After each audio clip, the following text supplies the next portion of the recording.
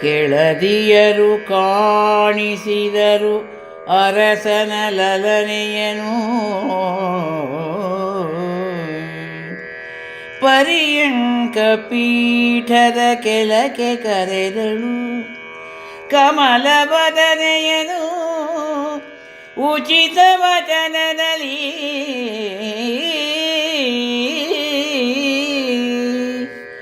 ನಳಿನ ಮುಖಿ ನೀನಾರು ನಿನಗಾರೊಳರು ರಮಣರು ಮಾಸಿಕೊಂಡಿಗ ಮಲಿನ ವೃತ್ತಿಯಿದೇಕೆ ಎನ್ನುತ್ತ ಬೆಸಗೊಂಡಳಂಗನೆಯೋ.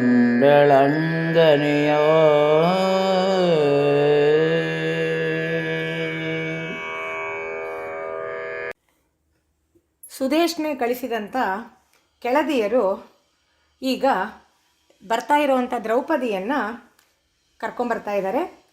ಆ ಪದ್ಯವನ್ನು ಈಗಷ್ಟೇ ನೀವು ವಾಚನದಲ್ಲಿ ಕೇಳಿದ್ರಿ. ಕೆಳದಿಯರು ಕಾಣಿಸಿದ ಅರಸನ ಲಲನೆಯನು ಪರ್ಯಂಕ ಪೀಠದ ಕೆಳಕ್ಕೆ, ಈ ಪದ್ಯ. ಇದು ಆ ಕೆಳದಿಯರು ಅರಸನ ಲಲನೆಯನು ಪರ್ಯಂಕ ಪೀಠದ ಕೆಳಕ್ಕೆ ಕಾಣಿಸಿದರು, ಸರಳವಾಗೇ ಇದೆ. ಕರ್ಕೊಂಬಂದು ಅವಳನ್ನು ಸುದೇಶ್ನೆಯ ಮಂಚ, ಪರ್ಯಂಕ ಅಂದರೆ ಮಂಚ, ಮಂಚದ ಮೇಲೆ ಅವಳು ಕೂತ್ಕೊಂಡಿದ್ದಾಳೆ. ಹಾಗಾಗಿ ಪರ್ಯಂಕ ಪೀಠ ಅಂತ ಹೇಳ್ಬೋದು. ಅಥವಾ ಪೀಠ ಅಂದರೆ ಸಾಧಾರಣವಾಗಿ ಮಂಚದಿಂದ ಕೆಳಗಡೆ ಕಾಲಿಟ್ಕೊಳ್ಳೋಕ್ಕೆ ಅಂತ ಒಂದು ಪೀಠ ಇರುತ್ತೆ. ಅದರ ಹತ್ತಿರಕ್ಕೆ ಗೈಡ್ ಮಾಡಿದ್ರು, ಕಾಣಿಸಿದರು ಅಂದರೆ ತೋರಿಸಿದ್ರು ಆ ಪ್ರದೇಶವನ್ನು. ಕೆಲ ಅಂದರೆ ಮಗ್ಗಲು, ಪಕ್ಕ, ಆ ಪ್ರದೇಶ, ಈ ಥರ ಎಲ್ಲ ಅರ್ಥ ಆಗುತ್ತೆ. ಎಲ್ಲಿ ಆ ಮಂಚ ಇತ್ತೋ, ಆ ಯಾವ ಮಂಚದ ಮೇಲೆ ಸುದೇಶ್ನೆ ಕೂತಿದ್ಲು, ಆ ಕೂತ್ಕೊಂಡು ಬಹುಶಃ ಕಾಲನ್ನು ಇಳಿಬಿಟ್ಕೊಂಡು ಆ ಪೀಠದ ಮೇಲೆ ಇಟ್ಕೊಂಡಿದ್ಲು ಅಂತ ಊಹಿಸ್ಕೊಳ್ಳೋಣ. ಇಲ್ಲ ಮಂಚವೇ ಪೀಠವಾಗಿದೆ ಕೂತ್ಕೊಳ್ಳೋದು ಅಂತಲೂ ಊಹಿಸ್ಕೊಳ್ಳೋಣ. ಹೇಗೆ ಅರ್ಥ ಮಾಡಿಕೊಂಡ್ರು ಆ ಸುದೇಶ್ನೆ ಇದ್ದಂತಹ ಆ ಪ್ರದೇಶಕ್ಕೆ ಅಥವಾ ಅದರ ಹತ್ತಿರಕ್ಕೆ ಇವಳನ್ನು ಅವರು ಕಾಣಿಸ್ತಾ, ತೋರಿಸ್ತಾ, ಗೈಡ್ ಮಾಡ್ತಾ ಕರ್ಕೊಂಡು ಬಂದಿದ್ದಾರೆ. ಬರ್ತಾ ಇದ್ದ ಹಾಗೆ ಇವಳು ಹತ್ತಿರಕ್ಕೆ ಕರೆದಿದ್ದಾಳೆ, ಕೆಳಕ್ಕೆ ಕರೆದಳು. ಅಲ್ಲಿಗೆ ಅದನ್ನು ಅಲ್ಲಿಗೂ ಕೂಡ ಅನ್ವಯ ಮಾಡ್ಕೋಬೋದು. ಪಕ್ಕಕ್ಕೆ ಕರೆದಿದ್ದಾಳೆ. ಅವಳನ್ನು ಕಮಲ ವದನೆಯಾದಂಥ ದ್ರೌಪದಿಯನ್ನು ಉಚಿತವಾದ ಪ್ರೀತಿಯಿಂದ, ಒಂದು ಮಟ್ಟದ ಗೌರವದಿಂದ ಮಾತಾಡಿಸ್ತಾ ಇದ್ದಾಳೆ, ಪ್ರಶ್ನೆ ಮಾಡ್ತಾ ಇದ್ದಾಳೆ. ಉತ್ತರಾರ್ಧವೆಲ್ಲ ಅವಳನ್ನು ಪ್ರಶ್ನೆ ಮಾಡೋದು. ನಳಿನ ಮುಖಿ ನೀನಾರು, ಯಾರಮ್ಮ ನೀನು ಕಮಲಮುಖಿ, ಯಾರು ನಿನಗೆ ರಮಣರು ಒಳರೆ, ಒಬ್ಬಳೇ ಬಂದಿದೆಯಲ್ಲ ಏಕಾಂಗಿಯಾಗಿ, ನಿನಗೆ ಯಜಮಾನರು ಇದ್ದಾರಾ? ಇಲ್ಲಿ ರಮಣರು ಅಂದರೆ ನಾವು ಸುದೇಶ್ನೆಗೆಲ್ಲ ಗೊತ್ತಿತ್ತು, ಒಳಗೆ 5 ಜನ ಗಂಡಂದ್ರಿದ್ರು, ಈ ಥರ ಅರ್ಥ ಮಾಡ್ಕೊಳ್ಳೋದಕ್ಕಿಂತ ಆಡು ಭಾಷೆಯಲ್ಲಿ ನಿಮ್ಮ ಯಜಮಾನರು ಹೇಗಿದ್ದಾರೆ, ಇದ್ದಾರಾ ಊರಲ್ಲಿ, ಈ ಥರ ಎಲ್ಲ ಕೇಳ್ತಾ ಇದ್ದ ಪದ್ಧತಿ ಇತ್ತಲ್ಲ, ಆ ಒಂದು ಅರ್ಥವನ್ನು ಇಟ್ಕೊಂಡ್ರೆ ನಿನಗೆ ರಮಣರು ಒಳರೆ ಮಾಸಿಕೊಂಡಿಹ ಮಲಿನ ವೃತ್ತಿ ಇದೇಕೆನ್ನುತ್ತ ಬೆಸಗೊಂಡಳು ಅಂಗನೆಯ.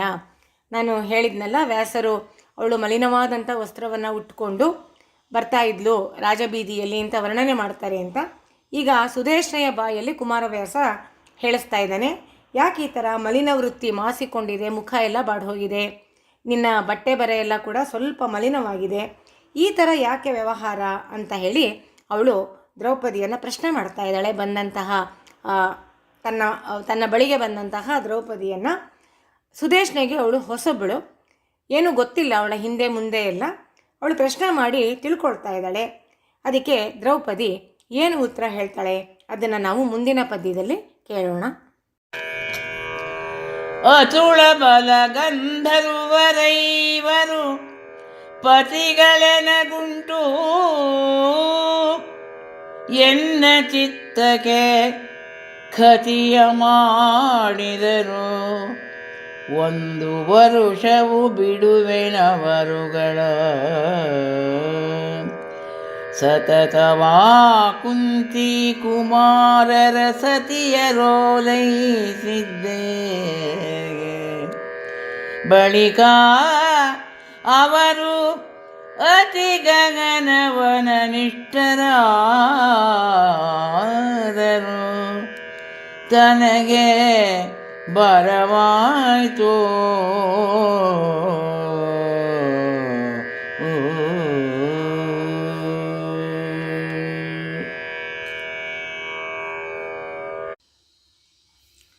ಸುದೇಶ್ನೆ ಕೇಳಿದ ಎರಡೂ ಪ್ರಶ್ನೆಗಳಿಗೂ ದ್ರೌಪದಿ ಬಹಳ ಖಚಿತವಾಗಿ ಉತ್ತರವನ್ನು ಕೊಡ್ತಾ ಇದ್ದಾಳೆ. ಬಹುಶಃ ಅವಳು ಮಾತಾಡ್ತಿರುವಾಗಲೂ ಅವಳ ಧ್ವನಿಯಲ್ಲಿ ಆ ಒಂದು ದೃಢತೆ ಅವೆಲ್ಲ ಇತ್ತು, ಆತ್ಮಾಭಿಮಾನ ಅವೆಲ್ಲ ಇತ್ತು ಅಂತ ಅನಿಸುತ್ತೆ. ನೋಡಿ, ನೇರವಾಗಿ ಹೇಳ್ತಾ ಇದ್ದಾಳೆ. ಮೊದಲನೇ ಪ್ರಶ್ನೆ, ನಿನಗಾರೊಳರು ರಮಣರು, ಅದಕ್ಕೆ ಉತ್ತರ ಹೇಳ್ತಾ ಇದ್ದಾಳೆ. ಅತುಳ ಬಲ ಗಂಧರ್ವ ರೈವರು ಪತಿಗಳುಂಟು, ಇದು ಮೊದಲನೇ ಪ್ರಶ್ನೆಗೆ ಉತ್ತರ. ಅದಕ್ಕೇನು ನಾನು ವಿವರಣೆ ಕೊಡಬೇಕಾಗಿಲ್ಲ. ಅತುಳ ಬಲರು ಅವರು ಗಂಧರ್ವರು ಅನ್ನೋದು ಅವರೆಲ್ಲ ದೇವಾಂಶ ಸಂಭೂತರು, ಪೂರ್ತಿಯಾಗಿ ದೇವತೆಗಳಲ್ಲ, ದೇವತೆಗಳಿಗೆ ಸರಿಸಮನಾದವರು, ದೇವಯೋನಿನೇ ಒಟ್ಟಿನಲ್ಲಿ ಹೇಳಬೇಕು ಅಂತಂದರೆ. ಅಂಥ 5 ಜನ ಗಂಧರ್ವರು ನನಗೆ ಪತಿಗಳಿದ್ದಾರೆ.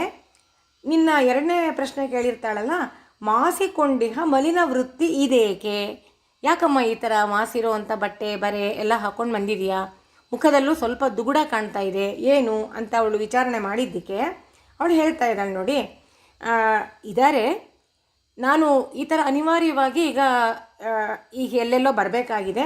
ಕಾರಣ ಏನು, ನನ್ನ ಚಿತ್ತಕ್ಕೆ ಖತಿಯ ಮಾಡಿದರು. ನನ್ನ 5 ಜನ ಪತಿಗಳು ನನ್ನ ಮನಸ್ಸಿಗೆ ಏನೋ ತುಂಬ ಆಳವಾದಂಥ ಒಂದು ನೋವನ್ನು ಅವರು ಉಂಟು ಮಾಡಿದ್ದಾರೆ, ಕೋಪ ಬರೋ ಹಾಗೆ ನಡ್ಕೊಂಡಿದ್ದಾರೆ.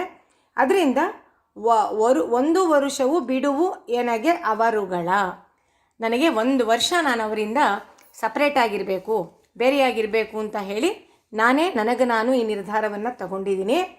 ನನಗೆ ಏನು ಪೂರ್ವ ಅನುಭವ ಏನು, ಈ ಥರ ಅವಳು ಹೇಳ್ತಾ ಇದ್ದಾಳೆ ಉತ್ತರನ.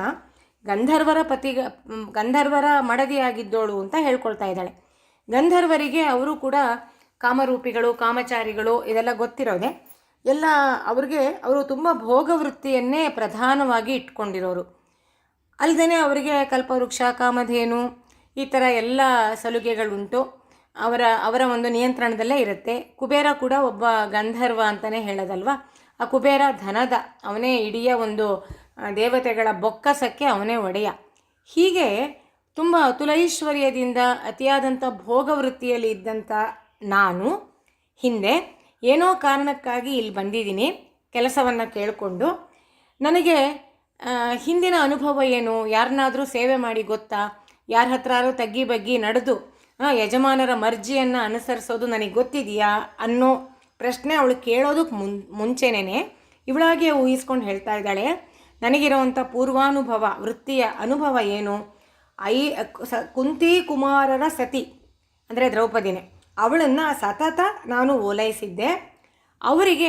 ಅವ್ರನ್ನ ಯಾಕೆ ಬಿಡಬೇಕಾಯಿತು, ಈ ಥರ ತಾನಾಗೆ ಮುಂದೆ ಪ್ರಶ್ನೆ ಬರುತ್ತಲ್ಲ ಯಾವಾಗಾದರೂ ಎಂಪ್ಲಾಯಿನ ಅಪಾಯಿಂಟ್ ಮಾಡ್ಕೋಬೇಕಾದ್ರೆ, ಅದೆಲ್ಲವನ್ನು ಇವಳೇ ಪೂರ್ವ ಪಕ್ಷವಾಗಿ ಇಟ್ಕೊಂಡು ಉತ್ತರ ಹೇಳ್ತಾ ಇದ್ದಾಳೆ.